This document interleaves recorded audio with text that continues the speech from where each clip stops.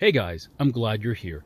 Today's project is this older Echo Edger, and the problem is its history is unknown, so we need to find out everything that's wrong about it and fix it. Hopefully we can get it running and back into service.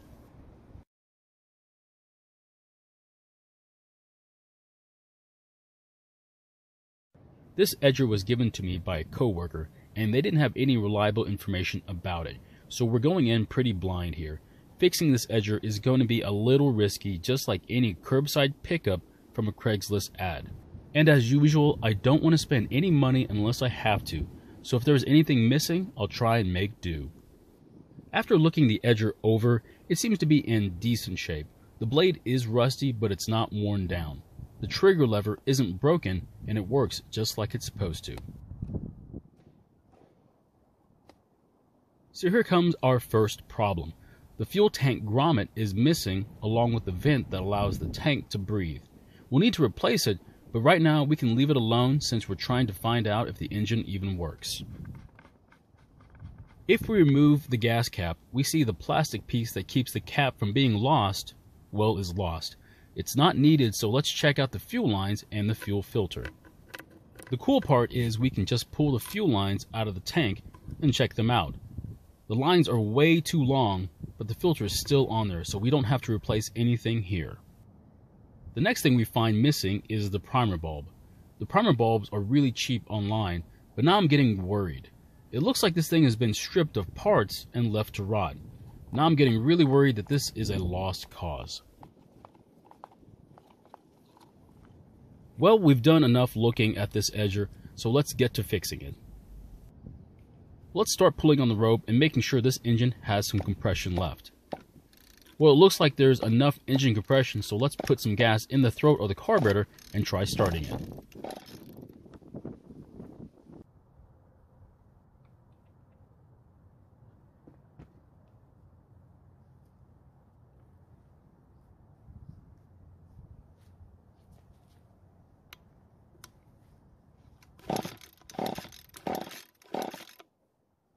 Well, it didn't start, so let's put even more gas in the carburetor and try starting it once again.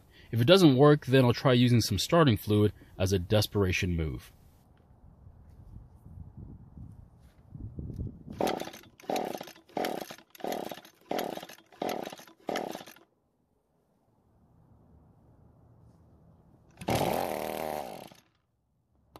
Well, it started, but it sounded a little strange. And after taking a look around, we find that the cover for the muffler is off along with the spark arrestor screen. This is really bad news, as this would only be removed for diagnosing. But since it did start with gas in the carburetor, I'm still pretty hopeful. Let's move on to the carburetor now, and depending upon how it looks, we might have a problem here. And after removing the bolts, don't lose this gasket that seals the carburetor to the engine. Without it, the engine will run very badly, and if at all.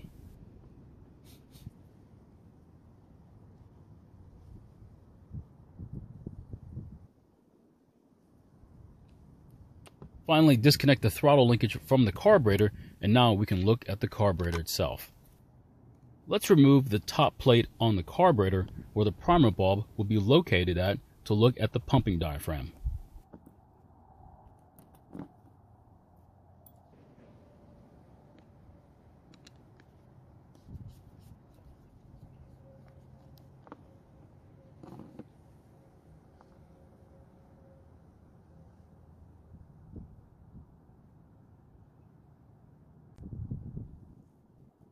And with the top plate off, we can see that the pumping diaphragm looks fantastic. The carb itself is suspiciously clean as well. Now let's remove the plate for the metering diaphragm and see how bad it is. A metering diaphragm that has hardened over time is usually the reason why most equipment doesn't start.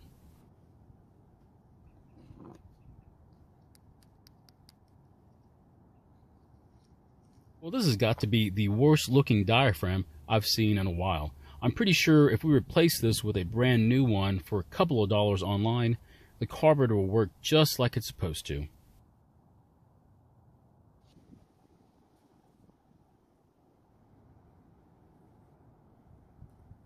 Before I put everything back, I'm going to also check the level of the rocker arm for the fuel valve to make sure it's in the correct position, which this one is.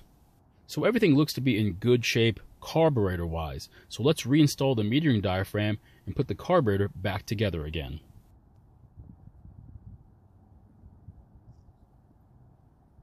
And when you're tightening these bolts up on the carburetor, I don't know if you could ever over tighten them, but don't even try. Just get them snug.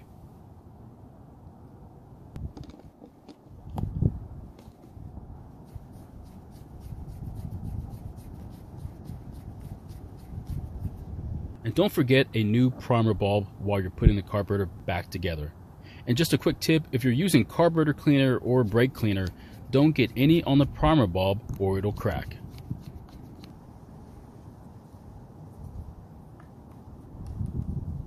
So it's now time to install the throttle cable back on the carburetor, and this one for some reason was a little tricky.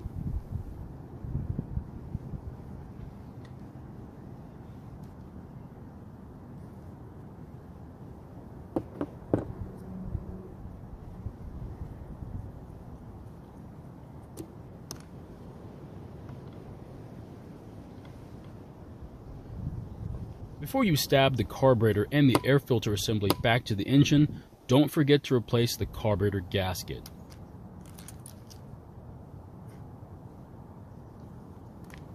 And I don't remember which fuel line goes to which port on the carburetor, so I'm just going to guess right now, and then we're going to confirm the orientation in just a second.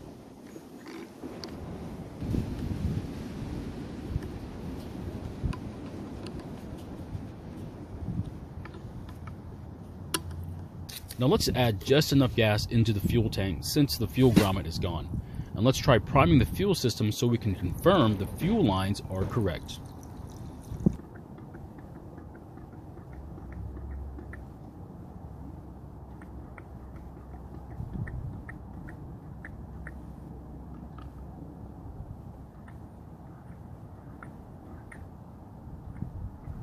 You'll have to press the primer bulb for quite some time till we get some gas into the bulb. And when you finally see some gas, pull out the return line out of the fuel grommet and point it back into the tank. Now press the primer bulb and see if gas comes out of the return line. If this happens, then the lines are correct. Now if gas comes out and then stops as you're pressing the primer bulb, then the return line was pulling gas into the carburetor, which is wrong. And the lines need to be swapped at the carburetor. Alright, it's now time to get the edger started and running. Like before, I'll try to do the least amount of editing to show you how everything happened.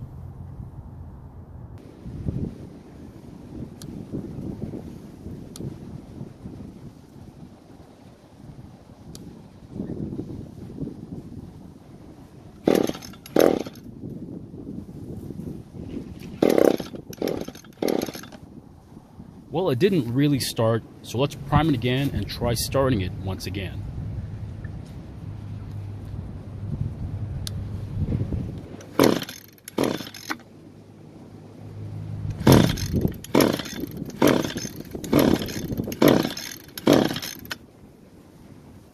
Okay, I'm getting really worried now. Instead of using starter fluid to get it running, I'm going to use the compression tester to make sure it's not blown.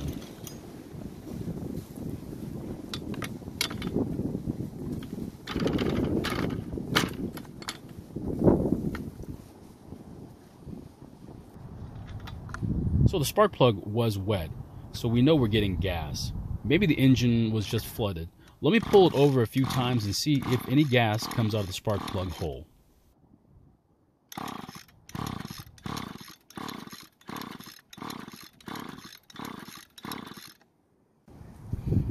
Well, nothing really came out of the spark plug hole, so let's go ahead and install the tester. I really hate using this thing. Every time I bring this out, it means the engine did not start. I should probably use it every time, but then again, not everyone has one of these at home. So here's the question, what should I do with this thing? Should I rebuild it or use it for parts or something else? I'd really like to hear what you have to say. Thank you for watching. I really appreciate your time. Please feel free to ask any questions, and I hope to see you in my next video.